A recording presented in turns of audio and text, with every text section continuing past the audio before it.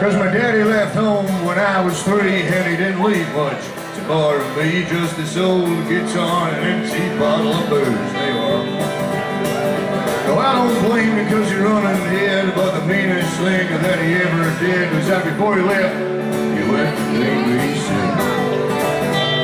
Well, he must have thought that it was quite a joke, cause I got a lot of laughs from my life's a boat. Seems I had to fight my whole life through. Well, some gal would giggle while I get red, some guy would laugh while I'd bust his spit. I tell you, life ain't easy for a boy named Stu. But I grew up quick and I grew up mean, and my fists got hard and my wits got mean. But oh, from town to town, I must shame. Made me a vow to all the moon and the stars, that I'd search all the honky-tonks and the bars to kill that man, to give me that goddamn thing. Well, it was Gatlinburg about mid-July, and I just hit town and my throat was dry. Thought I'd stop and have myself a brew. And at an old saloon there on the street of mud, there at a table, dealing studs, sat that 30 mangy dog named me Sue. Well, I knew that snake, he was my own sweet dad, from a worn-out picture that my mother had. I knew that scar on his cheek and his evil eye. Well, he was big and bent, and he was growing old. I looked at him and my blood ran cold, and I said, "My name is Tim. How do you do? Now you're gonna die." So I hit him hard right between the eyes. He went down, but to my surprise, double by the night that he cut off a piece of my ear. So I busted a chair right across his feet, and we crashed through the walls and into the street, kicking and gouging in the blood and the blood and fear.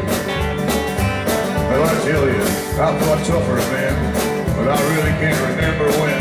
He kicked like a mule and he bit like a crocodile. Then I heard him laugh and then I heard him cuss, and he went for his gun, but I got to Matt first, and he stood there looking at me. I saw him smile.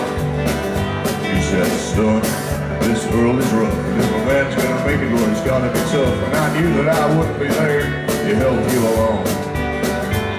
So I gave you that name as I said goodbye. I knew that you'd have to get tough or die, and it's that name that helped to make you strong. He said, "No, you just fought to want a hell of a fight, and I know you hate me and you've got the right to kill me now, and I wouldn't blame you if you do. But you ought to thank me before I die for that gravel in your gut and that spit in your eye, 'cause I'm that son of a bitch that ain't you sick."